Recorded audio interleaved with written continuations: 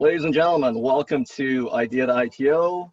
My name is Rob. I organize Idea to IPO. We've been doing events in Silicon Valley for many years. We launched officially on February 1st, 2010. At that time, we had no members and no events on our calendar. At this stage, we have over 100,000 members among all our meetup groups all around the world. We've organized, promoted, and produced over 2,411 events. By any standard, by any measure, we're the most active, most prolific startup event organization in the history of Silicon Valley, bar none. We organize venture capital panels, legal workshops, networking events, and more. These days, we're 100% online. We have an event nearly every day of the week. Check out our schedule at ideatoipo.com. At this point, I'm going to hand it off to our distinguished moderator, Jason Putnam-Gordon. Jason, take it away. Terrific. Thank you, Rob. It's a pleasure to be here today. It's a pleasure to work with you again. We've been working together since 2013, and it's pretty interesting. Back then, that was in person, and today it's all virtual. So welcome, everybody. Welcome to the audience. Welcome to the panel. Today, we're going to focus on the latest innovations in investment in AI. I am Jason Putnam-Gordon. I'm with Polsinelli, which is a 900 attorney firm. I'm based in San Francisco, and I'm in our venture capital and emerging growth companies group, and more specifically in our health ventures group, which among other things focuses on AI and digital health. Today, we have a very distinguished panel. I'm going to allow them to introduce themselves in a moment. But before we do, I want to give you a little bit of a background, that is the audience, to understand what today is and how we're going to cover today. So we're going to start off by having a panel discussion for approximately an hour. During that discussion, it will only be the panelists who speak. If you have a question, please use the Q&A function. Do not use the chat function. We might lose your question. So I'll probably send a couple of reminders. Folks still, as they trickle in, tend to use the chat function, but please use the Q&A so we can track it and try and get those questions answered. So the panel will speak for about an hour. We'll then do about a half an hour of questions and answers. Today, as Rob said, the panel will be recorded. So if you miss some or all of it, I will send that to you afterwards via email in the next couple of days. So you'll have the opportunity to view it. Now, today we have a very special panel. We have Joe Jason with DNA Partners, Vidya Raman with Sorensen Ventures, and Gaurav Tiwari with Omega Venture Partners. Each of them is focused and interested in AI, so we're gonna have a very lovely and fantastic discussion. And with that in mind, before I allow them to introduce themselves, so we're gonna hold on one more second, what I wanna do is just understand a little bit more about who's in the audience. So I've got a poll. If we could just take a minute to have folks answer the poll, if we can get it to work, then we'll know a little bit more and we'll be able to gear our discussion towards you. Now, as you probably figured out, not only am I moderating this panel, but I'm also running the tech in the background. So if there are any goofs or blunders, I apologize in advance, but we should run it pretty smoothly because I've done a number of these before. So we're about 20 seconds into the poll.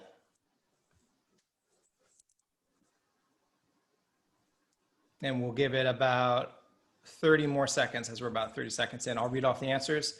And then what we'll do is we'll allow, let's see, Gaurav to maybe start by introducing himself and telling us a little bit about AI. But we're gonna hold tight one more second so we got a better sense for who the audience is.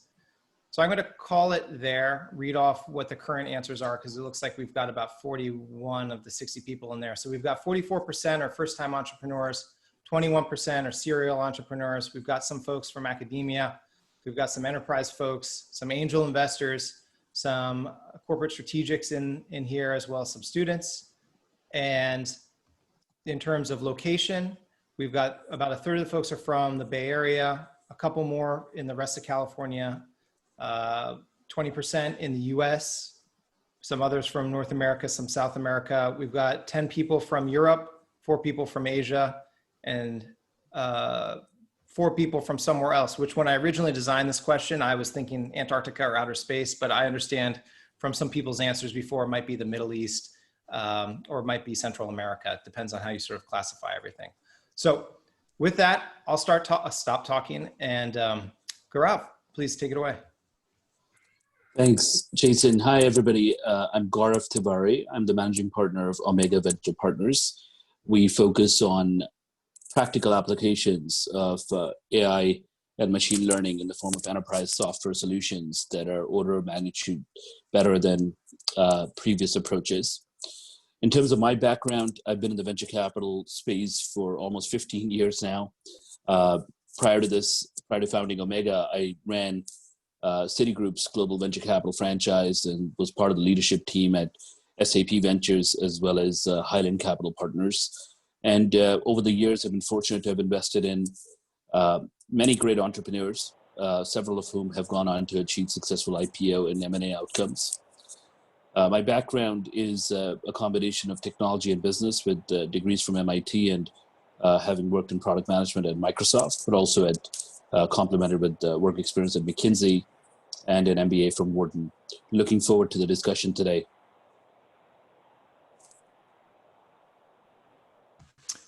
Vidya?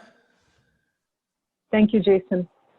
I, unlike Gaurav, I'm very new to investing. I have been with Sorensen Ventures for just about a year now. Prior to Sorensen Ventures, I really started off as an engineer by trade. And in terms of my journey with data, it started at grad school for me, where I was modeling biological systems, specifically human heart, then moved into healthcare, moved into industry, worked in health tech and clean tech companies where I helped build products that use data. And initially, this was back in the day, my team consisted of people with degrees in math and statistics. And before, people started having fancier titles such as data science and machine learning engineers. So that was the beginning of the big data wave. So I wrote that, Hadoop and the whole 9 yards, led teams of data scientists, built products that leverage AI and machine learning. And just prior to joining Sorensen Ventures, I was the director of product management and machine learning at a company called Cloudera, where we built the picks and shovels that a lot of people use to solve problems in different companies, AI, ML related problems.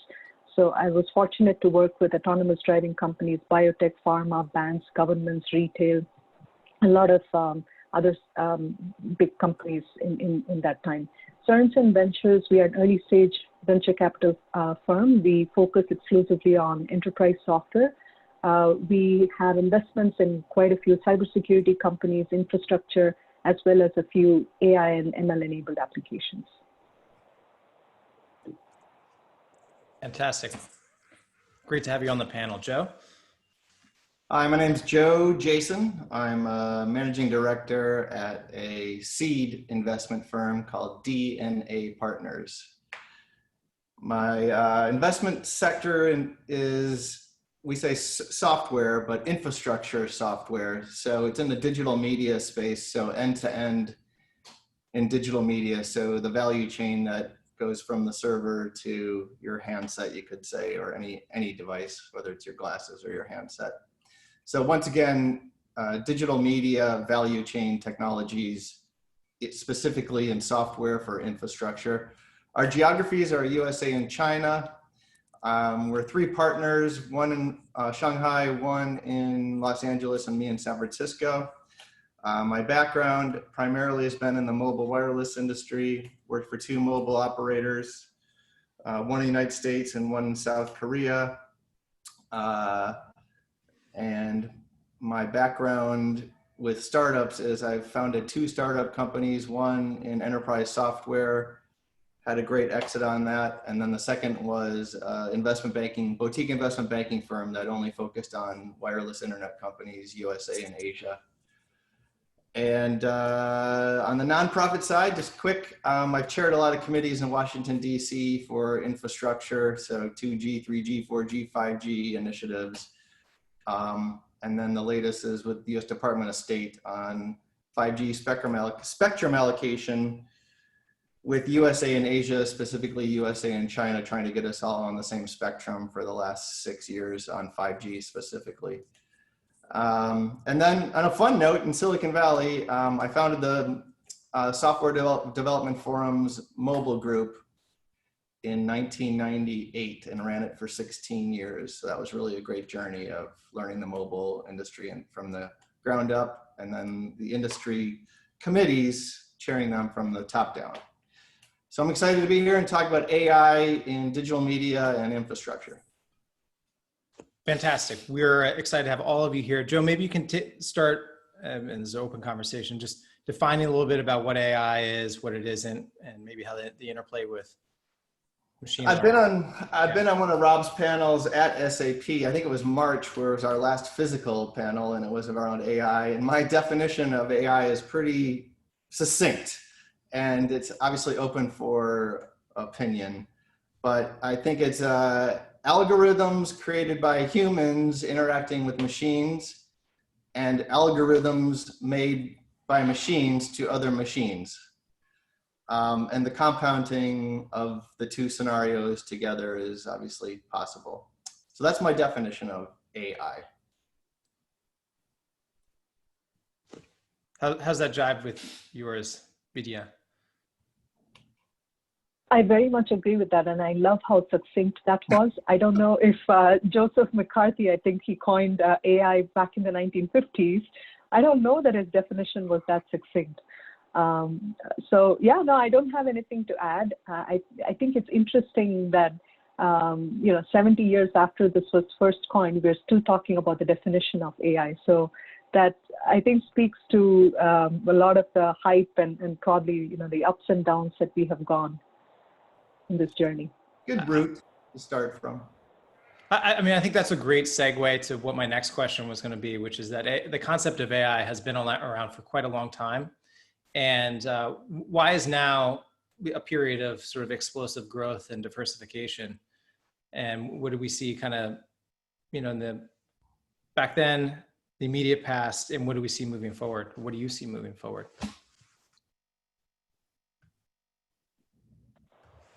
Who's that a question for? Yeah, that'd be go. Yeah, if you've got an answer, we'll take it. Yeah, might as well.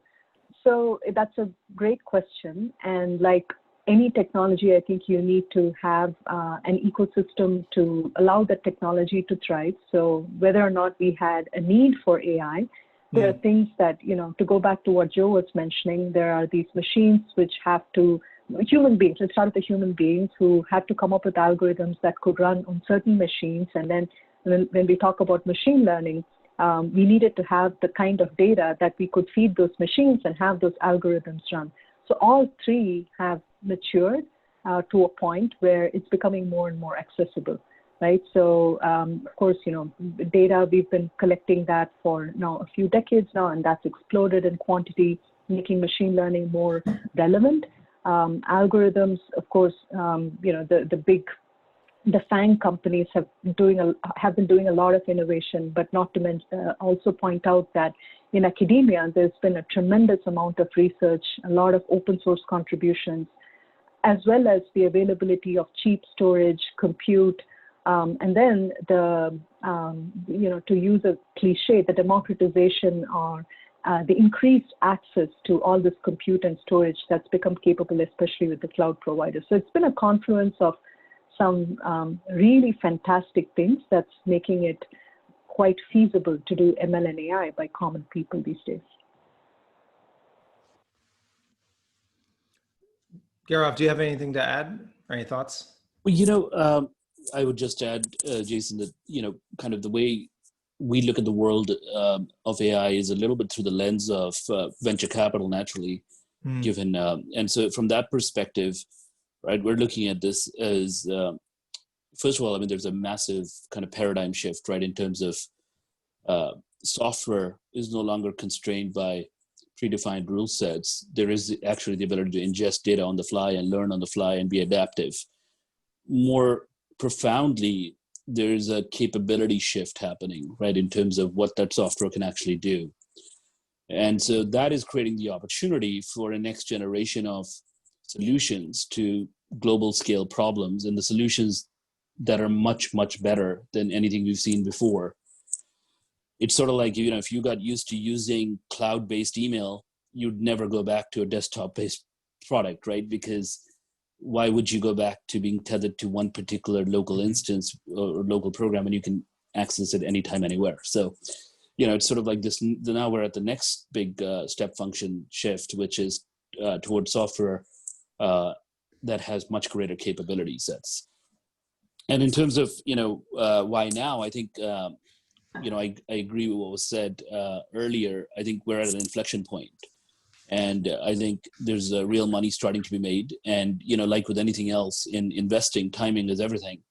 And so, in a sense, I guess the most recent data point is Snowflake, right? And what we like to, and I think, from our perspective, Snowflake is sort of the proverbial canary in the coal mine. That because its valuation reflects the premium being placed on the data layer, what it's really indicative of is what you can do with that data in terms of actionable insights through AI, through intelligent software. No, that is great. And there's quite a bit there to unpack. And what I'd like to do, if that's okay, Gaurav, is if we could stick with you for another moment. There are about 40% of the room, I think, is our first-time entrepreneurs. So if you could maybe just unpack what the VC lens is a little bit, and also what that means when you talk about there being an inflection point. I mean, when I hear you say that, I'm sort of thinking that it's at the point where you're able to take sort of all of these data sets that may be existing or they're getting compiled and put together products to commercialize them and get a return on that within a certain framework of time. But please articulate. Yeah, sure. So the VC lens is essentially one of looking at, if you look at kind of VC over a large span of time, over 50 years, the kind of core principle is that money, technological innovation and wealth creation, value creation tends to follow the trajectory of large platform shifts. What I mean by that is going from mainframes to PCs, for example, or PCs to internet to mobile, and then cloud computing. And so similarly, there's a huge platform shift afoot, which is now going towards intelligent capabilities in software. And this, in particular, right, software being able to learn on the fly and handle a degree of complex use cases that was simply not possible even as recently as 5 years ago. So that is a big deal. And that's creating opportunity for newer entrants to A, build tremendous amounts of value, and B, displace the incumbents, right, that for whatever reasons are not going to be able to keep up. And so that's for the VC lens is really one about recognizing, well, where is there a massive tsunami of innovation, and where startups and newer entrants can really create and capture value, either by dominating existing markets or creating entirely new markets. And both of those things happen to be true in the world of intelligent software. So that's what I mean by the VC lens. We see the potential for innovation to create, but also capture value at scale. And so the second part of your question, Jason, which is, inflection point. So that's critical because you've got to, especially with a field like this, as was pointed out, this AI has been decades in the making, right? So the term was coined a few decades ago, and it's been, it's always been kind of, in the making. But I think what's changed now is that we're really seeing the promise meet what we're seeing in practice, right? So the promise is being actualized. And so the convergence of kind of data availability, cheap computation, and massive connectivity has created sort of the catalyst, right? And in a sense, COVID's been an accelerant to all of that, because it's just like it's accelerated digital transformations. It's accelerated a lot of this, data aggregation, right? That's going to feed into the software solutions that are built on data and fueled by AI to power the enterprise of tomorrow, right? And so that's what I mean by inflection point, is that real money is being made.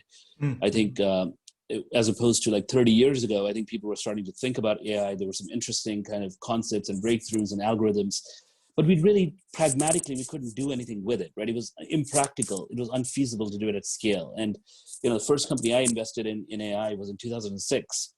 So I've kind of been ringside to the story, even as we've seen these this confluence of catalysts kind of come together, right? In the last 5 years. And so, so what I mean by inflection point is that hundreds of billions of dollars of value tend to be unlocked, which from a venture capitalist perspective, I would make the analogy, you want to be investing in markets where there's secular forces driving demand, right? And from an entrepreneurial perspective, you want to be in markets where you can not just create value, but also capture some of that value to the benefit of the company, its investors, and its employees, and its customers. And so all those conditions are true today. And that's why I think it's an incredibly exciting time to be at the forefront of investing in intelligent software and, by extension, AI, intelligent software being the pragmatic manifestation of, to your point about definitional complexity, where we see AI being translated into real value for customers and for users. Vidya and Joe, I see each of you nodding your head along. Do you have anything to add or?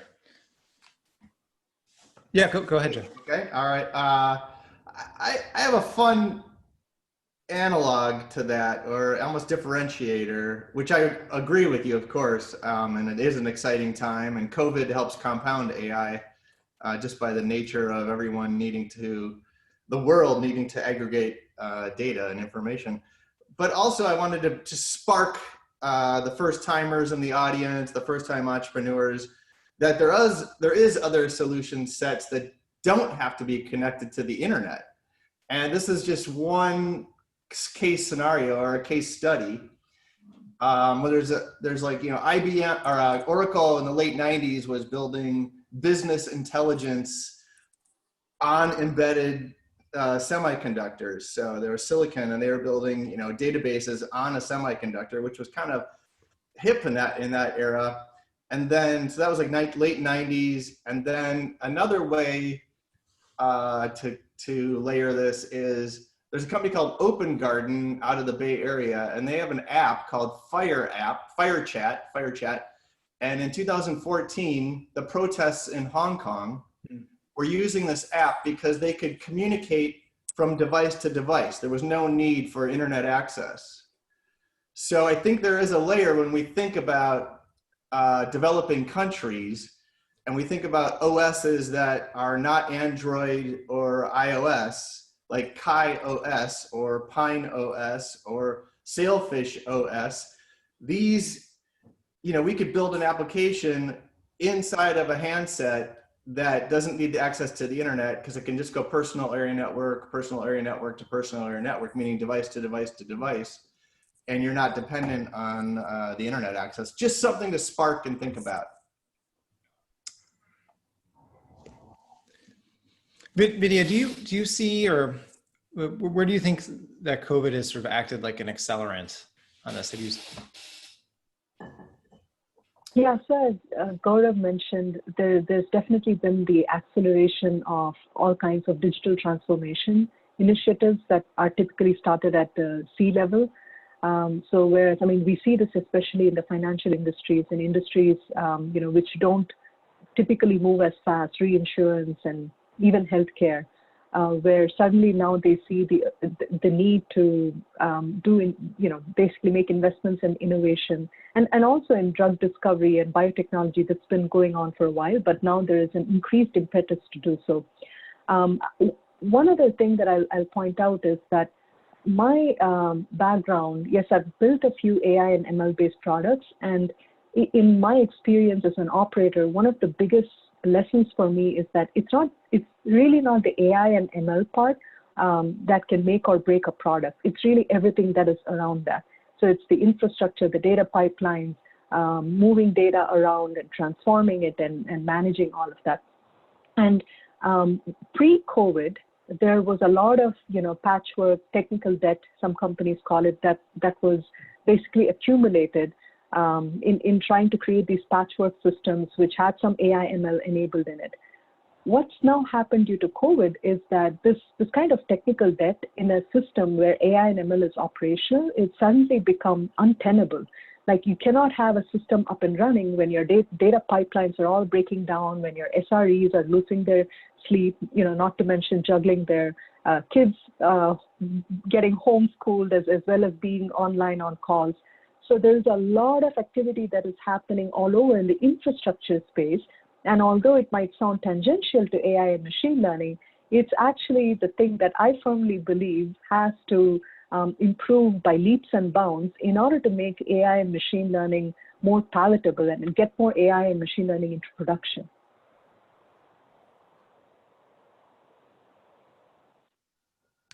Joe, any thoughts?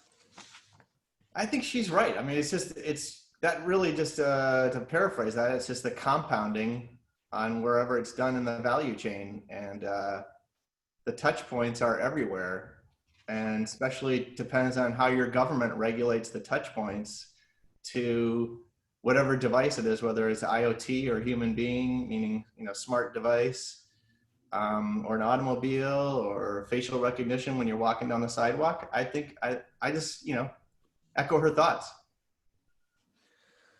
Well, and maybe that's a great sort of pivot point to kind of move in or transition our discussion a little bit in terms of applications, right? And where there are some exciting areas. I mean, some of the folks that we work with include using AI to predict climate and other modeling. Obviously, there's a lot out here in California with the fires in the air.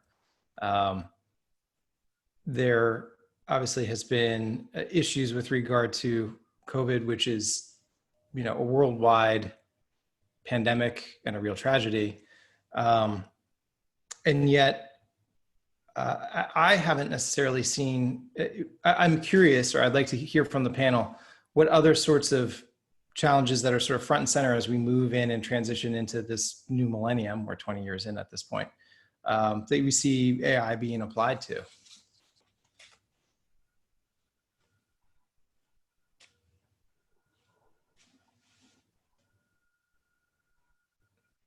No, all right, maybe we will back up. So for example, there's some areas like vaccine research, in terms of trying to do smart modeling of chemicals. There are, I think you are in the communication and space, Joe, in terms of 5G and, how those devices will enable so much more rapid communication, and why we will need potentially AI in order to, and I'm not the right guy to be talking about this, but to manage the flow of information, right?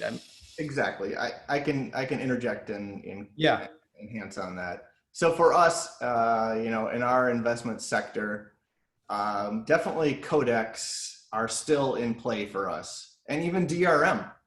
So DRM is becoming more significant in China, which we wouldn't have expected that in the last 6 years. Where consumer mindset is shifting from everything free to, I might pay for this game or this video of music, or, it's changing slightly. So worldwide, I guess we do have to think about how the studios and the record labels, those are even, becoming antiquated phrases, but they are still powerhouses in content creation and business modeling.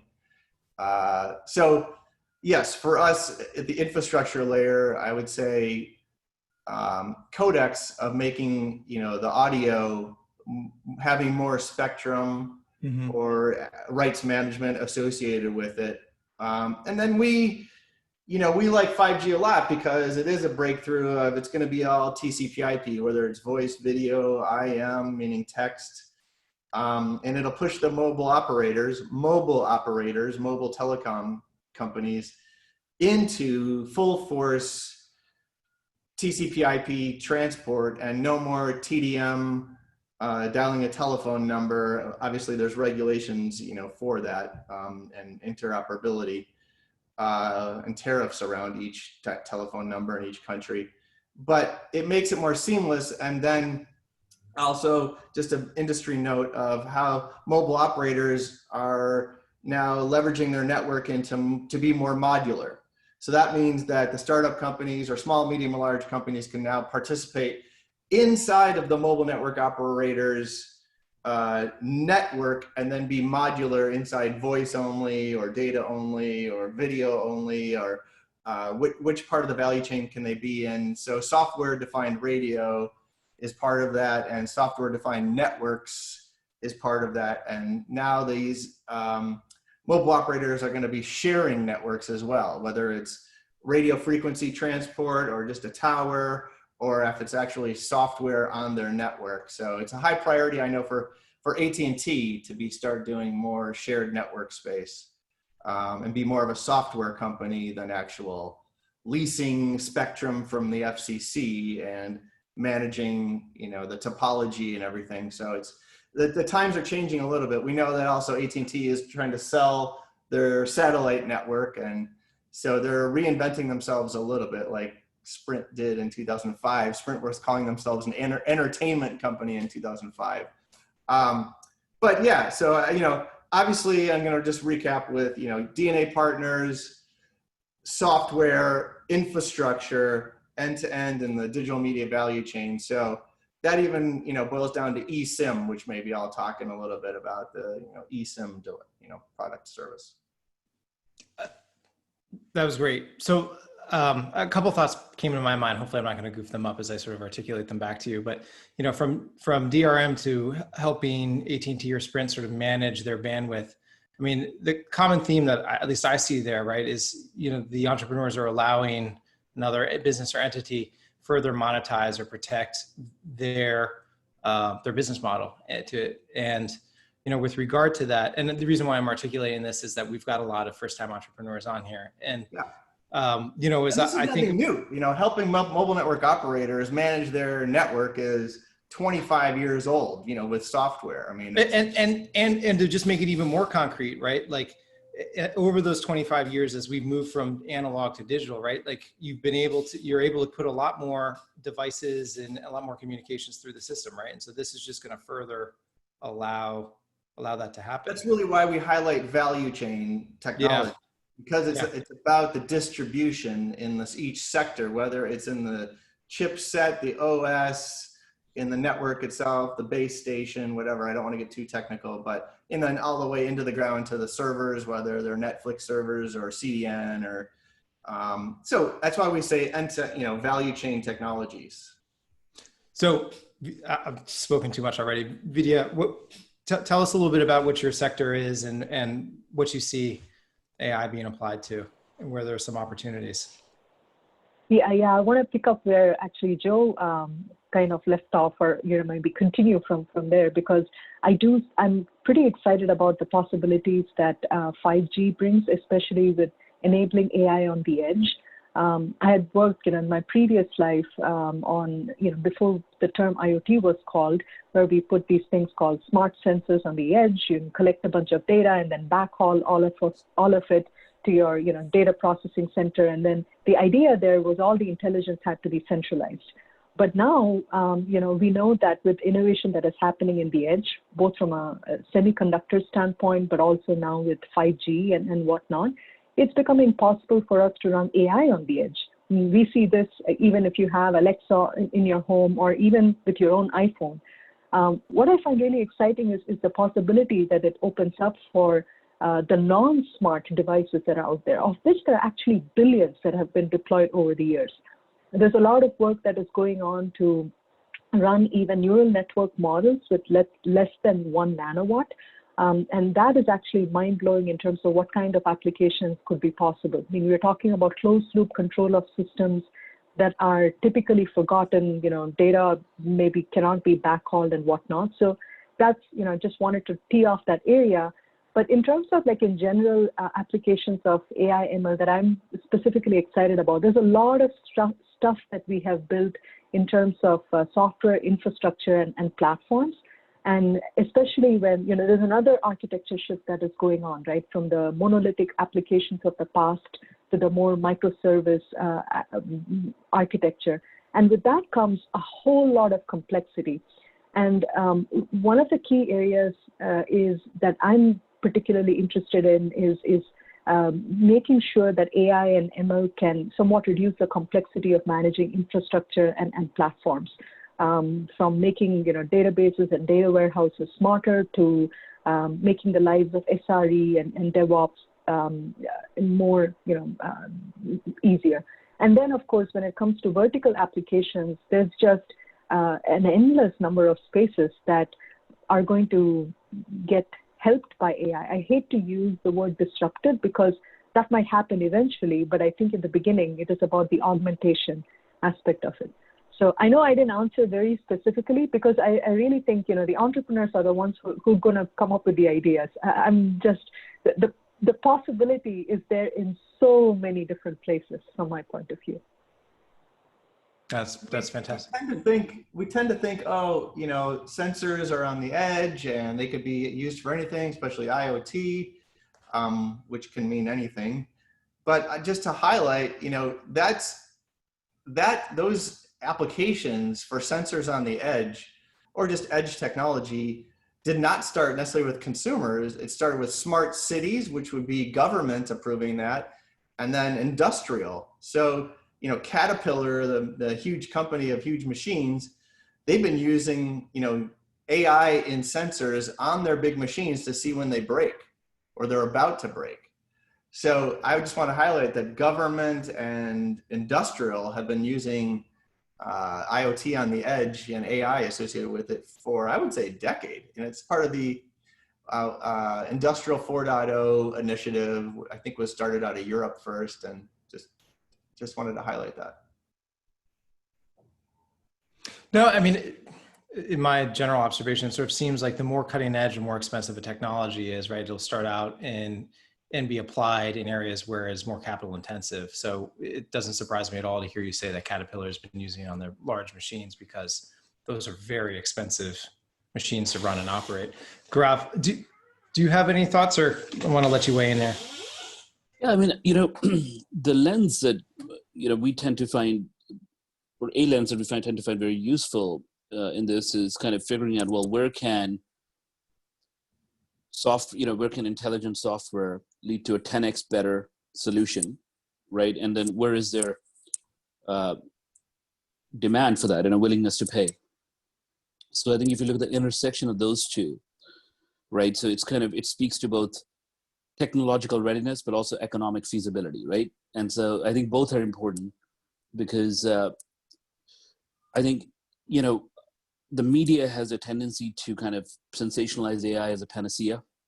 And to some extent, that speaks to just sort of the spectrum of things that are going to be possible over time. But just like, you saw this in the internet, right? There was, it just did not work to launch Webvan in 2000, right? Even though today we've got last mile delivery and logistics happening because of a lot of changes, not the least is, so there was a time when that model did not make sense and burned through a lot of cash, and there's a time when it does make sense. So I think, and that really speaks to both technological feasibility and economic viability. And so when you look at those two, what we get most excited about is the industries where you can both, as a intelligent software company, both deliver that kind of impact, whether it's augmentation or automation, and also where there's going to be a willingness for you, or ability for you to capture some economic lift from that.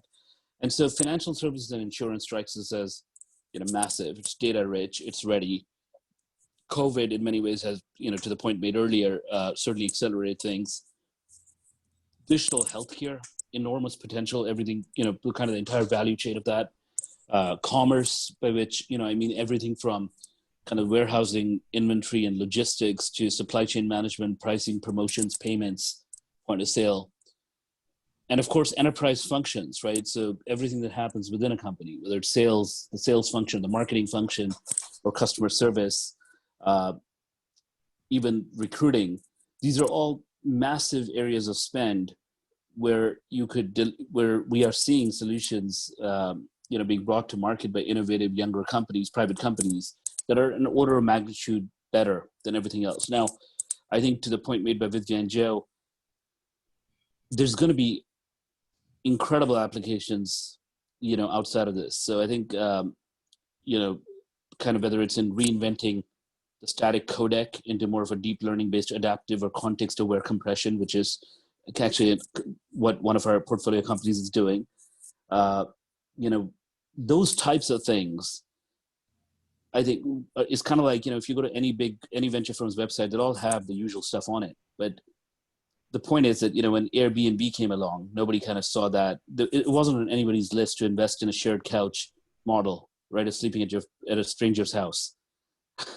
And so I think the most interesting things are going to be those that you're not going to see on any venture firm's website, where having a prepared mind and the access and expertise to be able to evaluate the right opportunities will play in the favor of both the investor and the entrepreneur.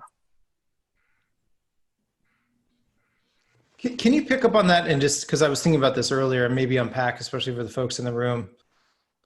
Each of the attendees has a different background. We've kind of cued into some of it, but I think one of the things that I kind of pick up on what you're saying is that if you've got a different background and you've got some perspective and some expertise, that can maybe be leveraged to create opportunities that are not on anyone's radar. And maybe you can talk a little bit more about that.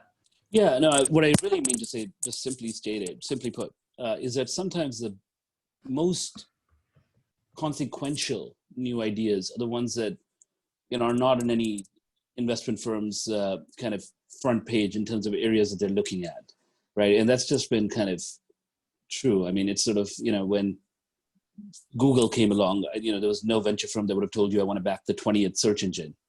Or when Facebook came along, in the very early days, at least, it was hard. I don't think people would have guessed that kind of a address book and photo exchange thing for Harvard University students was going to be the next big thing, right? Or when Airbnb, we already talked about. So what I mean is, well, these are consumer examples. I'm using them because they're widely known. And so, and everybody knows these companies. The enterprise software examples tend to be a bit more specialized. And so what I really mean by that is that while it's important to have a framework in terms of identifying opportunity areas, and our framework is where can startups build a 10x better product, and where will there be a willingness for a customer to pay for that, so the startup can actually, it's not just enough to have a great product, you've got to be able to monetize it. That's a good starting point. And there are certain markets that clearly, fit within that.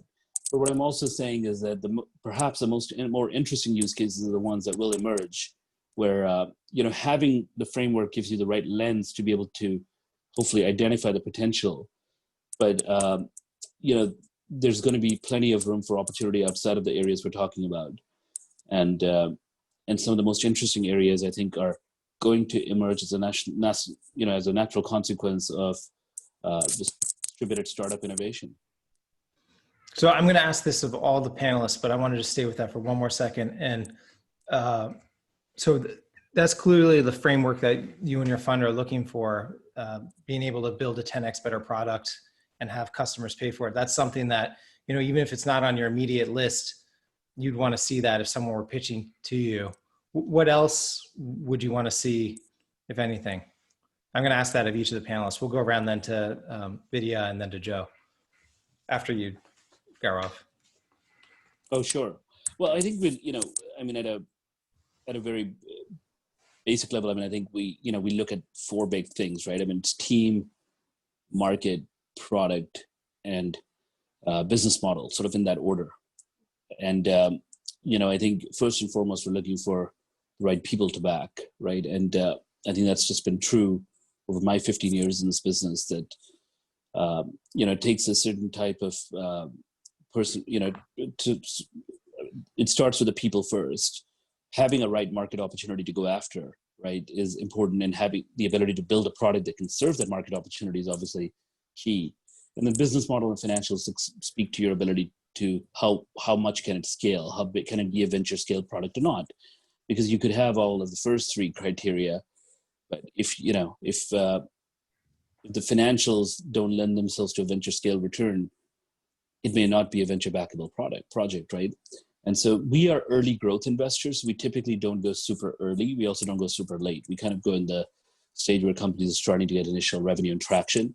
So that allows us to, so to some extent, our lens also reflects that asymmetric kind of risk reward stage in the company's evolution, where we feel that, our ability to accelerate the company's trajectory by leveraging our resources and networks into the enterprise tends to be more relevant for early growth stage companies. So to some extent, you're hearing me, hearing my criteria articulate some of that as well. But at a high level, those are, those are just kind of at a broad level, team, market, product, and business model are what we look for specifically within, the world of intelligent software. We're fine tuning those to early growth stage companies, and whether the company is actually leveraging data, AI, machine learning, advanced analytics to do something consequential, differentiated, and defensible. Thank you. That said, what Gaurav just mentioned, I won't repeat those same things, but I would just add a slight tweak. We are not growth investors, so we come in pretty early stage. We invest in companies from pre-seed. Our cutoff is Series A, so as a result, we have slightly more appetite for risk. And as a result, so I would substitute, Gaurav mentioned business model. So instead of looking at business model, what we look for is the team or the founder's perspective on go-to-market. And I say perspective because a lot of times we work with entrepreneurs who have an idea, maybe a product in some cases, not necessarily revenue. But what we are trying to understand, especially when it comes to AI-enabled applications, is how they are thinking about go-to-market. So if it's an existing market, how are they, it just makes no sense as a startup, as an example, to say that, you wouldn't have to use Salesforce from tomorrow because I'm going to magically make sure that all of the contacts come into one place, will be the source of truth, and everything, is going to magically happen. All of your Salesforce people now can switch from Salesforce to my new software. That wouldn't make sense. So we're looking to, so that's for an existing market product. And then there's the new market creation category, right, which is slightly harder, requires different kinds of mental models and execution pathways. So what we're trying to understand is from that perspective, how much has the entrepreneur thought about, and again, I go back to a couple of things that Gaurav mentioned very nicely, the technological feasibility, but also the economic viability. Now, in order to be able to capture that value, you might have to overcome a lot of resistance, inertia from people, especially as it applies to AI and ML. The last thing you want to do is to go tell people that, you don't have to come to work anymore. This new software that's using AI and ML is going to do all the work. That's most likely not going to sell, no matter what level of the organization you go. So I'm giving, of course, a very, very simplistic example, but kind of to make the point that a lot of times these sometimes thought process about getting a product to market might be lost in very technical founders who can build the best model with the biggest accuracy. So we are looking for that in addition to all of the things that Gaurav mentioned. Thank you. Joe? Great perspectives. I'll just be succinct. Rob of Idea to IPO always hears me say this, and he's like, well, here's Joe again saying this, but it's always for us, it's people, product, and marketplace. People build the product, and then the marketplace is geography and timing. So it's always people, product, marketplace ranked in that order for us at DNA Partners. And then I think the other two panelists are right on the mark with how they highlighted the technology and the economics and the business model and revenue models. I just want to highlight two areas that also layer on top of that. So when we talk about business models and revenue models, let's really step out of the box. I mean, the three of us are in Silicon Valley. We've got 50% of our audience today that's outside of Silicon Valley, okay? So let's think new, not 1999 double-click banner ads. Let's not do that. Let's grow out of the Facebook business model. Let's think about new business models and revenue models associated with government initiatives, with industrial initiatives, with enterprise initiatives, with consumer initiatives. Please push yourself on new business and revenue models. China's doing it, USA is not doing it. So I just want to highlight that. And then I want to highlight that Silicon Valley doesn't necessarily consider the regulations associated with a startup company. That's okay. It either can be good or it can be bad, but let's talk briefly about Uber Airbnb, Facebook. Now, 10 years later, let's just, generically say that. Now they're reporting to Washington, D.C. and sitting in Senate hearings and playing catch up. Both sides are playing catch up, like, oh, too much AI. Oh, too little AI. What is AI? If you're going to circumvent regulators like Uber did and like Airbnb did, and they did it illegally, right? So obviously Uber, it's like, you don't have a medallion like a taxi cab driver. You didn't go out and get your regulated medallion and pay the city $1 million so you can be a taxi driver. So that's where those three CEOs, Uber, Airbnb, and Facebook, they decided to go out, raise a lot of money with good strategists and good advisors, and go around what the government wants. Facebook's a little bit different story, but the government didn't know what it wanted at the time, but it didn't educate the government along the way of this is what we're doing. It was like stepping on a ladder to the ceiling. So I think we're in an era, especially if we're going to do international business. Remember, my mindset, today is USA and China. So everything we do in China, we have to go top down. We don't want to do something like Google did in, 2010, 2011, 2013, where they just get kicked out of China basically, and now there's just their free product that's there is Android, but not being utilized, most efficiently without the Google Play Store, so to speak. So really think about your marketplace. Is it USA? Is it, do you need to deal with regulators? Do you not need to deal with regulators? Are you going to circumvent regulators? Are you going to be in an international marketplace? How do their regulators think about it? So I just want to highlight the launch of your product or service. Please be thinking about how a fork works and think about how it's multidimensional, and just consider it, CEOs. So if I may, I want to say, in particular in the AI space, right, the regulatory environment is challenging. We've certainly seen that over the last couple of years, especially as the U.S. has tightened up, and the government has become focused on the potential for dual use, that is both for military and for civilian use, as well as the collection and use of personal information. And that has seemingly influenced some of the investment also that's come in to this space within here. As I sort of look at surveys and see deal flow, it seemed like China had been very interested in investing in AI and in US AI, and then with some changes with the Committee on the Foreign Investment in the US and some other regulatory changes that have changed, there's been a slowdown on that. Joe, you're kind of on the front lines with regard to this area and issue. Do you have any thoughts or comments, or what are you sort of seeing day to day on that? I would just say, build it and educate, and equates to trust. So you want to build something unique, new, it has a business model.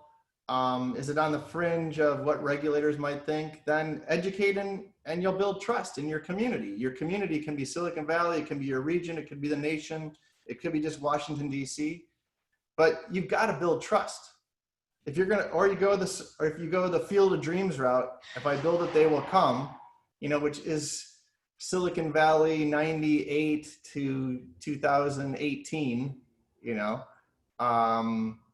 can go that route, but as an investor, us thinking, we want the CEO or the executive team to be thinking about all the multi-dimensional aspects to their product and service. Vidya, any thoughts, or Gaurav? If not, we've got about 5 minutes left, so I'm going to allow folks to,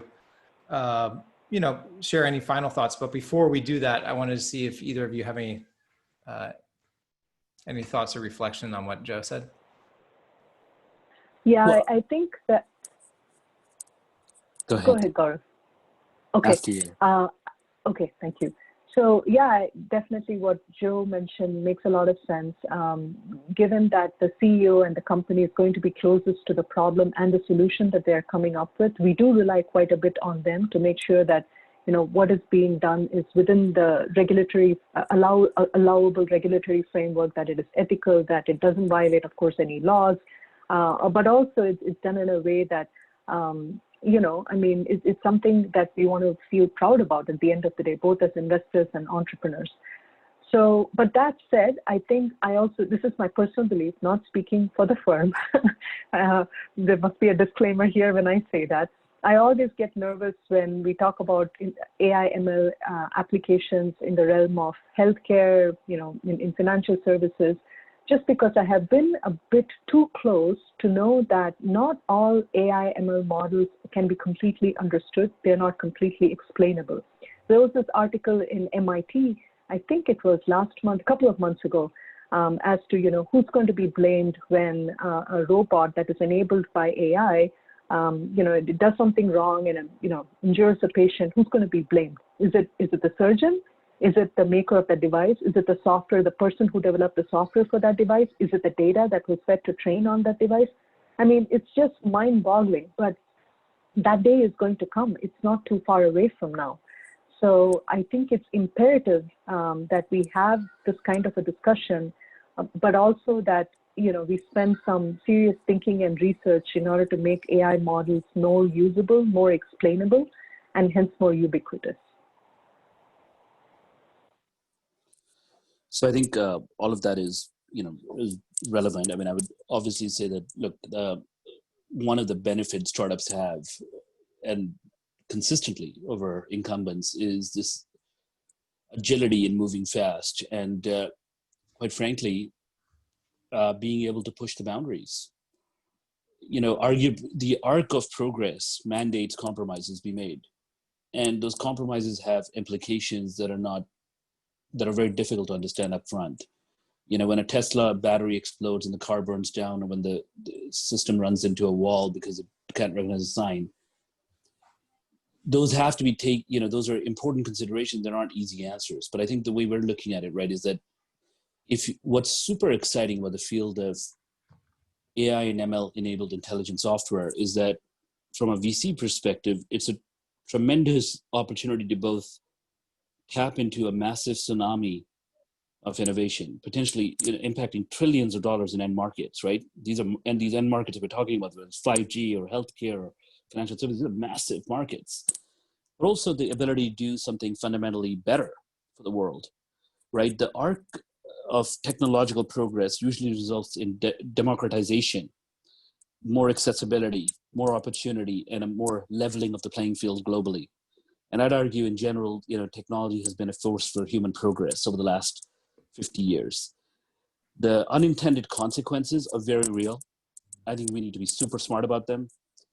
I think those are also problems that are, that need to be, I think people are more attuned to that today. I hear much more about the notion of privacy, security, and how much entrepreneurs are sensitive to that, right, than I did even a couple of years ago, because this whole, as people have seen, what's been happening, I think they're realizing that there are unintended consequences.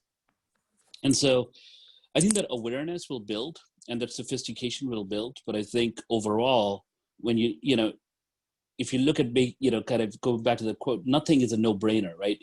Every investment decision we make, every decision we make in our lives is about weighing the pros and cons. Do I cross the street or do I not risk crossing the street because there's a car coming?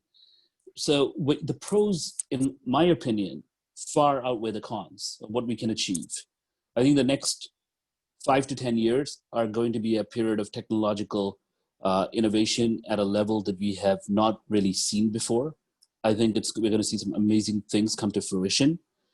And I think the fact that we're having this discussion and you're hearing everybody around the table being already cognizant and thoughtful of it, I think is a very good sign.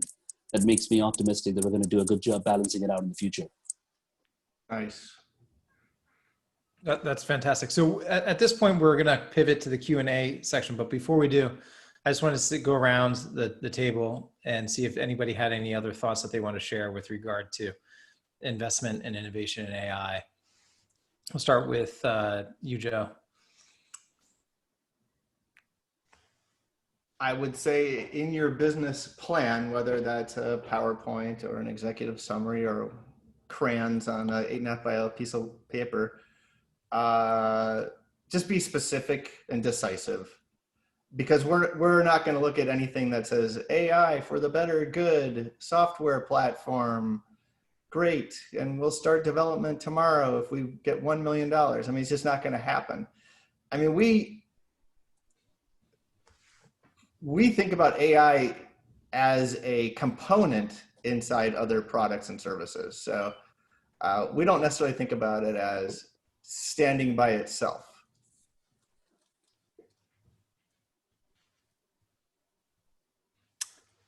Vidya? Yeah, I would just add on to what Joe mentioned. Unfortunately, because of the hype around AI, we do see that a lot of entrepreneurs, the way I like to think about it, sprinkle a little bit of AI and ML in a pitch deck, even before a product gets built, with no line of sight to how you get the data or how you make AI and ML possible.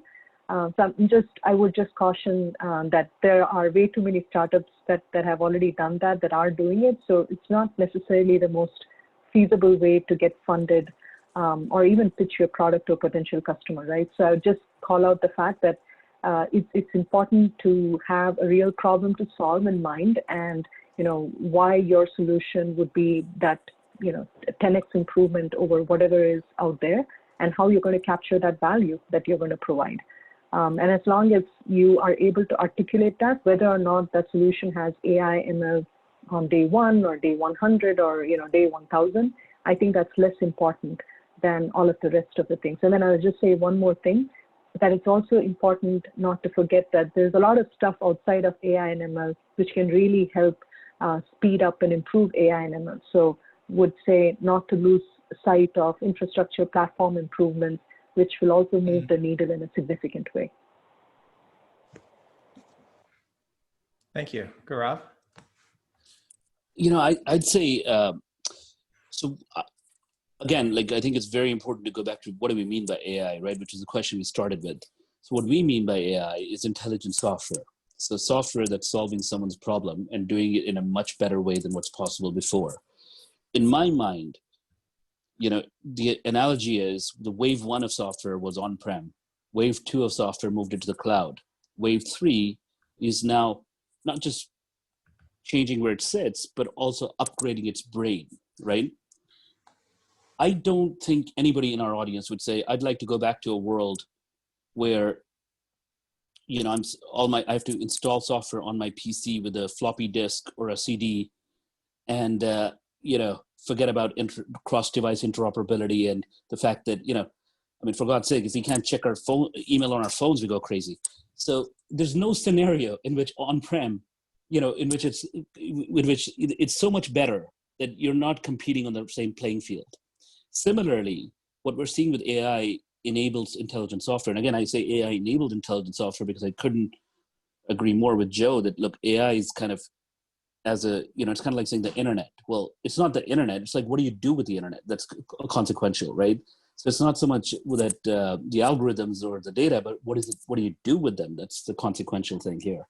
So, when we look at that, we think the ability to leverage real-time data and to have adaptive, upgraded abilities is such a powerful tailwind that companies that don't have it are going to be finding themselves competing with one hand tied behind their backs.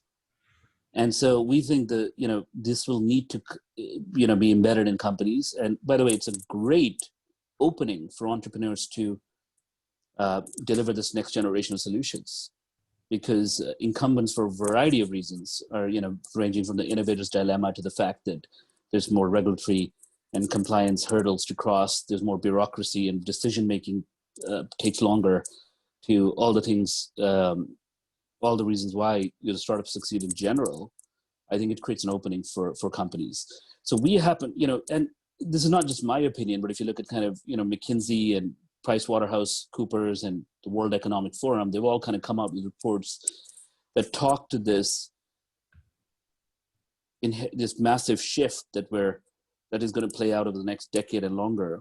That's going to lead to this creation of potentially a lot of value creation, but also a lot of value transfer. And I just think it's you've got to have it.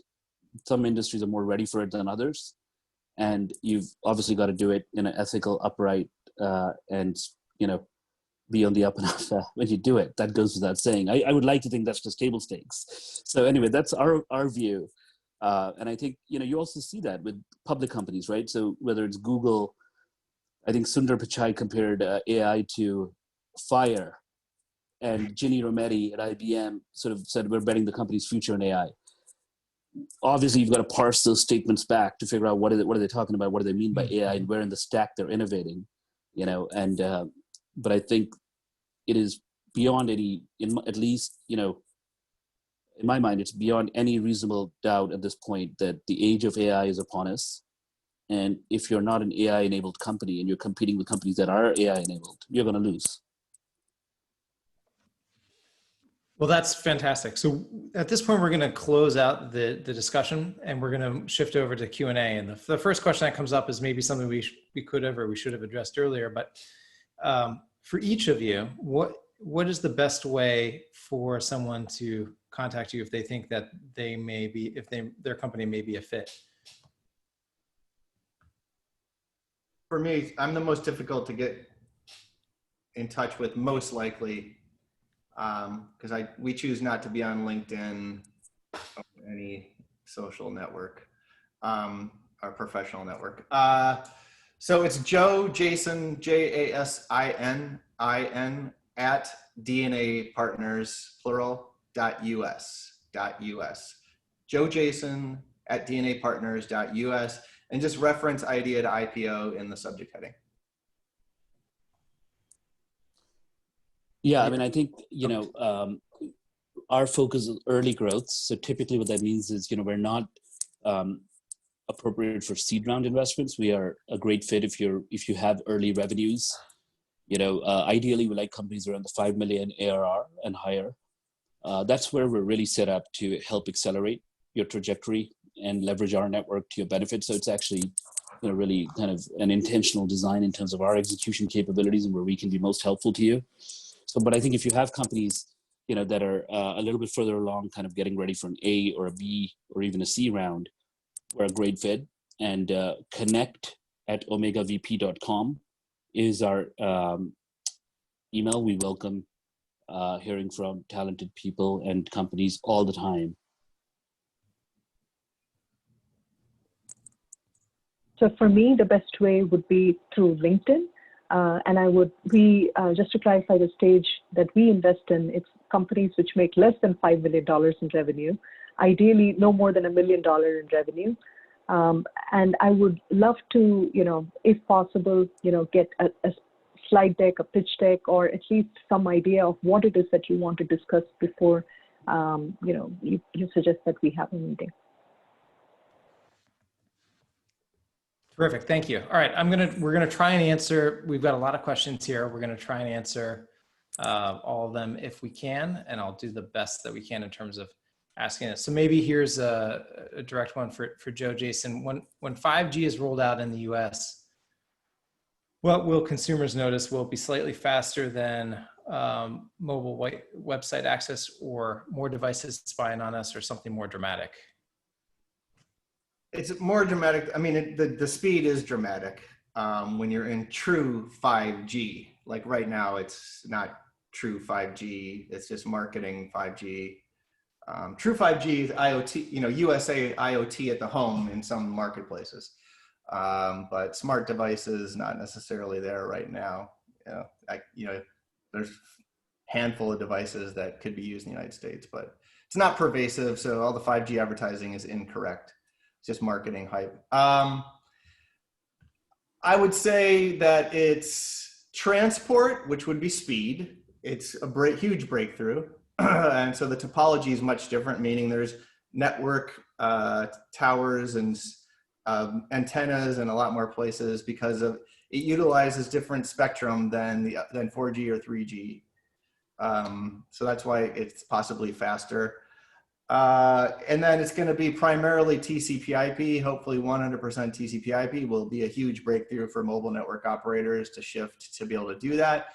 I talked about network, software-defined network is huge to be able to parse out different pieces of the network, to be a participant in as an outsider to a mobile network operator.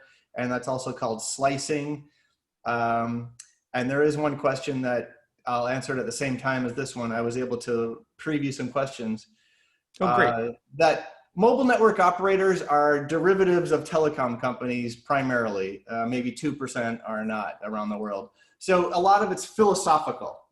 So the way they run their business is philosophical, and it's government regulated, and it's top down typically. So they are slower to move. Hence, they build foundries and little labs around the nation to try to be more agile, but they're not necessarily philosophically more agile. This will push them into being more agile, and the competitive landscape from AT&T, Verizon, T-Mobile, US Cellular, other little guys, they'll have to be more agile with their networks just to be competitive in working as we look other devices, fixed devices and mobile devices. Let's just be static with that, or a definition with that. So yeah, it's a significant breakthrough, and it will have a positive connotation with end users, however you want to think about an end user. And then if you want to get to a later regulatory question, someone asked about 5G and will it hurt our health? So you can ask me that one if we have time. If we don't, that's okay. Okay, great. That one I imagine might be a little controversial, or certainly a little charged. So let's see if we can. Actually, it's factual. It's physics, and then it's different per country, and it's all there in WHO, ITU, which is a big association. So all the facts are there. So cut through the rhetoric and go to the facts. Physics. Great answer. Great answer. Gaurav, somebody has asked for a question with regard to a product that's had a 10x better solution, but the customer is not willing to pay for that. I'm sure you've probably experienced that or you've at least seen it in some startups. But my sense is probably the reason why people aren't aware of that is because those products just don't get sold. Can you name any of them, or anyone might be aware of it? Yeah, well, I mean, VHS versus Betamax comes to mind, as an example. The world is littered with many examples, right, of where the better technology does not win out by itself. We would, this, as you called it, the field of dreams analogy, right? So, I think it helped, obviously having a great product that does what it's supposed to do and does it a lot better than the competition is a starting point. It's necessary, but not sufficient. Terrific. I was also thinking about the VHS and Betamax. I don't know how old some of the other folks are, but I remember that growing up. When do you think AI will replace train, metro, and tram drivers? Do you think that will happen? And I guess maybe pilots as well at some point. Yeah, I mean, I think that's, trains, metros, and trams are some of the lowest hanging fruit, right? Because they're operating on a fixed track. And so, they're often operating on a dedicated kind of rails, right?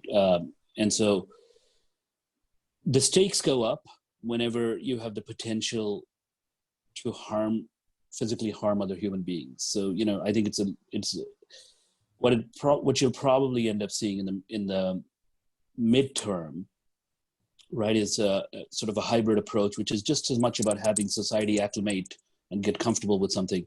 People need to get comfortable with something before it happens.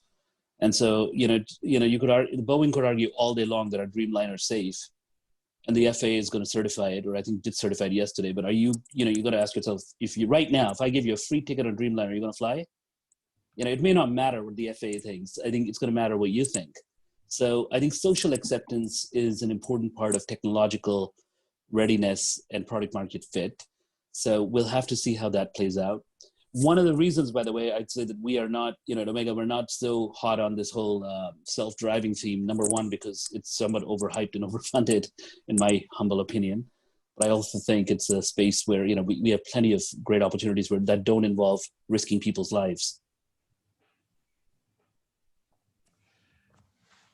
I just want to bring up some fun examples. I think AirTran at SFO is unmanned. already. So flame me if they're not, but I'm pretty sure they are. I'm on that thing all the time. And then there are container ships going across the world that are unmanned, all by AI and GPS already. And then I think it comes down to, once again, you know, if we're going to fly a Boeing airplane or not, it comes down to what I said earlier. Educate equals trust. So you got to educate and equal trust, you know, whether that's the corporation or the end user.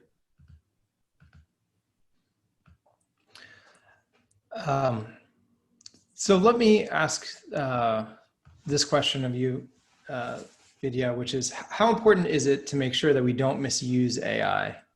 And what can be done, or what are we thinking about in terms of not being misused? And the person who asked the question was thinking of cybersecurity and some privacy issues. And I guess that's what came to their mind as an example. Yeah, that's regulatory. So yeah. Yeah, it's an existential question. And then I would also just point out that you know, this is nothing new, just because, you know, we are talking about AI. I don't know if folks remember, there is this quote about statistics. I don't remember who originally came up with this, that, you know, statistics are, you know, like lies, they're damn lies, and there are statistics. Yeah. So this has been possible even just with numbers. You know, you can twist and turn numbers any which way you want. So yeah, with AI, it becomes more difficult to discern what you're looking at, what you're hearing. I mean, you can't trust your own senses. That's to the point where, like, some of the advances with generative adversarial network that is able to allow people to produce fake videos and whatnot. I mean, there are tons and tons of these exploitations that AI has. There are some companies which are, you know, their mission in life, if you will, is to ensure that, you know, some of these guardrails can be implemented programmatically. That I see as, you know, one of the more promising and very necessary innovation in AI. That's one. And then I think we are also implicitly putting a lot of trust in the hands of, you know, the data scientists, who have this incredible power to do whatever they want with the data. I mean, they can manipulate the data the way they want. They can build the models they want based on the data that they use. So there is a need for high degree of ethics as such in this industry. And I mean, I think the reason why a lot of people who are talking about it in places like Stanford and MIT, they all are coming from a philosophy background, I hear. So I don't know, I don't have an answer, but, you know, I'm watching the space very closely. And definitely when we invest in AI ML enabled applications, we are looking pretty closely at where is the data coming from, you know, is there any PII involved? They're paying very close attention to it. And I'm sure most investors are doing that too. And from an entrepreneur standpoint, I'd urge you to also be, you know, really clear about the fact that we want to have ethical businesses that are long lasting, right? And so it's in all of our best interests to make sure that we are doing things the right way. Yeah, I mean, I've found over the last 10 years that you have the startup companies, I really drill on I test a CEO, how did you build your privacy and security policy for your entity? And I've even had some men say, oh, I copied and pasted from this company. Out. You're done. No, meeting done. It's a walkout on that.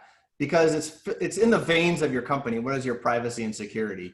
So if you're going to be transparent about it, not transparent about it to your employees, that's up to you.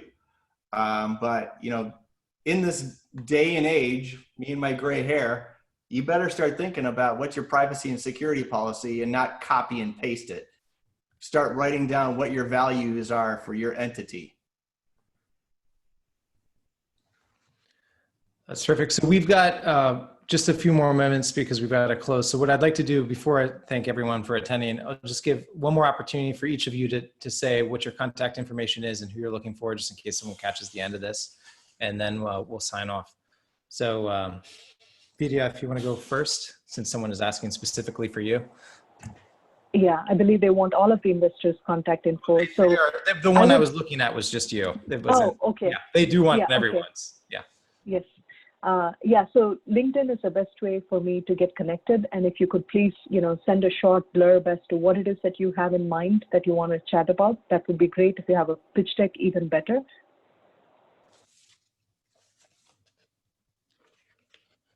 Well, we're easy. We're connect@omegavp.com. JOEJASIN@dnapartners.us. Well, thank you very much, panel. I'm sorry we weren't able to get to all of the questions that we had. There were just too many. But I want to thank the panel, Joe Jason, Vidya Raman, Gaurav Tiwari, and I want to thank Rob Lau at Idea2IPO for having us today. And I also want to thank each of the attendees. Again, I'll be contacting you with a recording so that you can view and catch anything that you missed. Thank you very much and have a wonderful day. Thank you. Thank you, everyone.